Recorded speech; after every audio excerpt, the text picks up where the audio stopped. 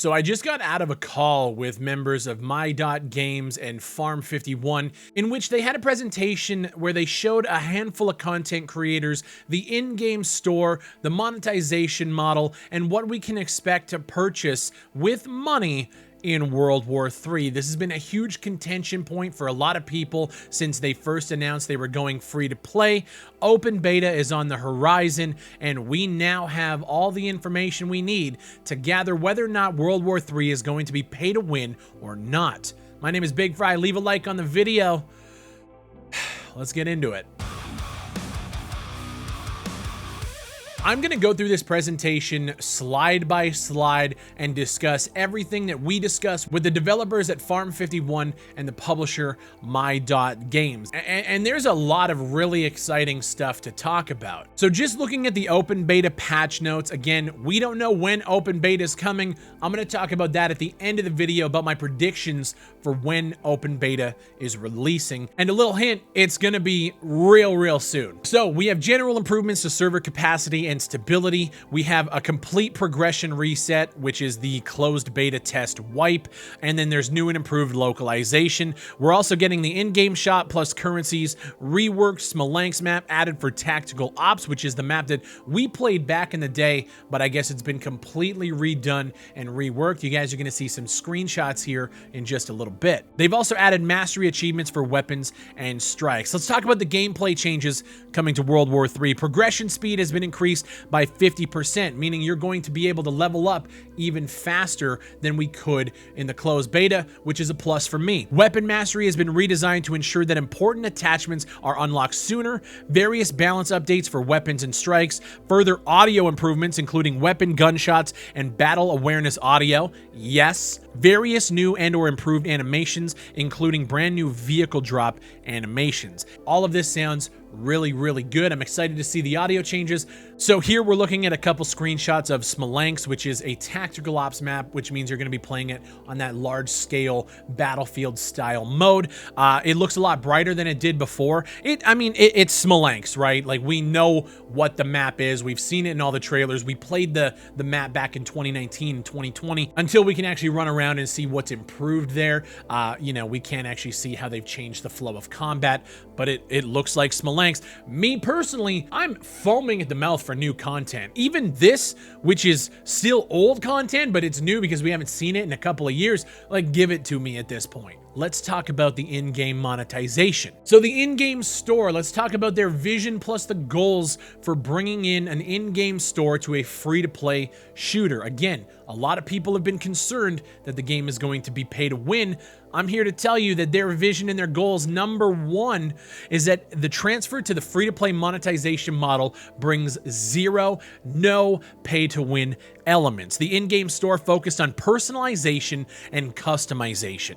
You cannot buy power or in-game advantages. And based on the Q&A that we had after this presentation, we asked them if there was going to be things like premium accounts. No. XP boosters. None. You cannot buy your way to the end game, which is something that a game like Caliber should really take notes on. Another thing they want to do is make sure that players are clear about where their money is being spent. So when you go in and you click on a bundle with an operator cosmetic and maybe a weapon, you can actually preview the gear that you're buying beforehand. We're going to talk more about that in a little bit, but they are being very clear with everything that you can purchase in game. And they're also bringing a seasonal system with a battle pass. We didn't actually get a chance to see what that battle pass looks like. We also don't know any prices for anything in this game. They showed us some bundles, but the account that they were running on had owned everything already, so it just has a little owned thing there. We actually couldn't see how much a bundle costs, and they didn't really get into the pricing.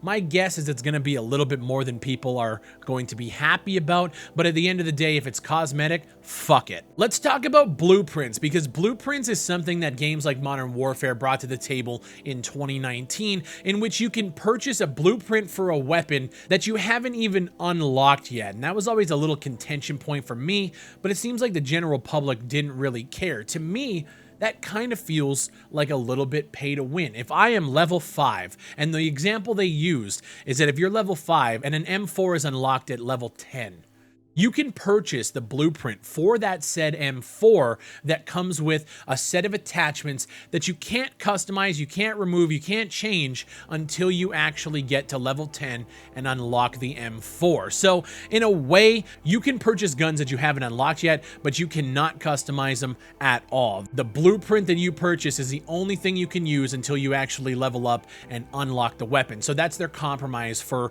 the pay to win nature of it. Is I could technically buy the weapon, but if the blueprint customization is kind of trash, like it has a foregrip that isn't really that good compared to other things, you still have to level up and get it, I guess. This is going to be the only contention point that I've seen in this entire presentation. I get why some people think it's pay to win. When I was playing Modern Warfare, it felt a little weird, but at the same time, not a lot of people complained about it. So they're looking at a successful model in a game that was $60, $70, $80. They're bringing it to a free-to-play game. I really can't, like, can you be mad at that? They said something along the lines of they went into the publisher agreement with My Games stating that there will be no pay-to-win elements coming to this game. So My Games agreed to it, and that has been their vision ever since. I'm not saying 2 years down the line they're not going to introduce things like XP boosters and other things like MMOs and other RPGs do. As of right now, when open beta launches, no pay to win. So for me, I'm going to jump in and try to enjoy the game as long as possible before some of these things might creep into it. But as of right now, the developers and the publishers in this call were adamant that there is no pay to win elements coming to the game.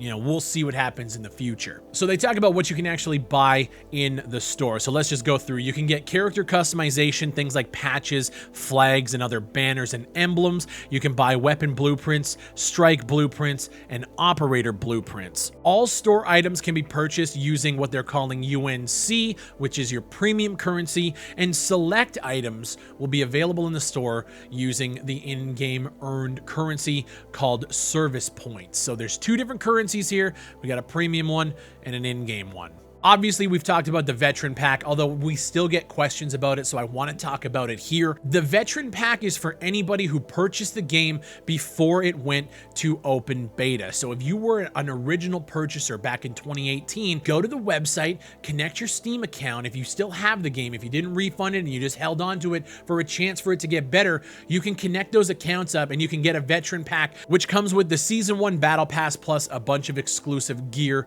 and customization like cosmetics. So go do that. I still get questions to this day. Big Fry, what happens if I bought the game?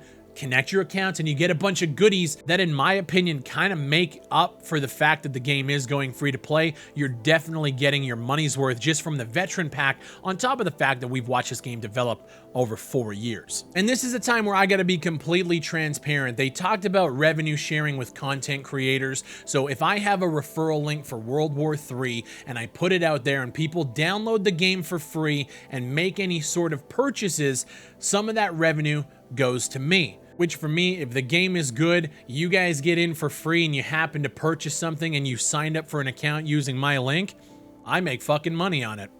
I'm okay with that. I've been supporting this game for fucking 4 years at this point.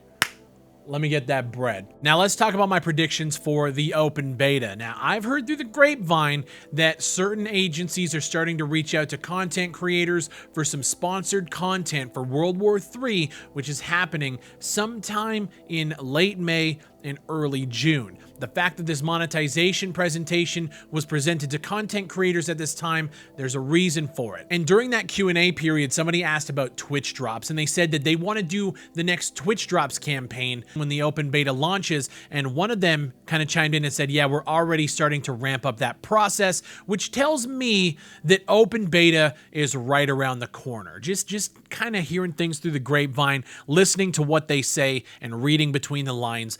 I think open beta for World War III is happening within the next 30 days. My guess is we're going to see it before the middle of June, and that excites me greatly because I have been waiting for open beta. I've been waiting for new content. I've been waiting for the wipe to happen so that I can start grinding and actually play and earn and keep my progress in the game. At this point, I've taken quite a big back seat to World War III content because I've been waiting for this moment.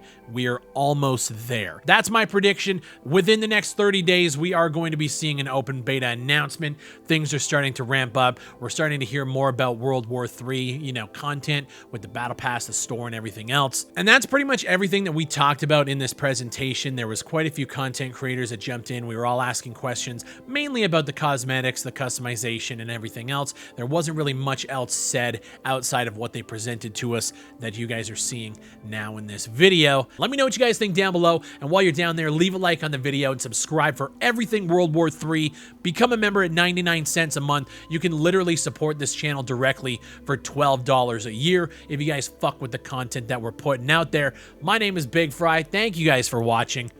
I'll see you on the next one.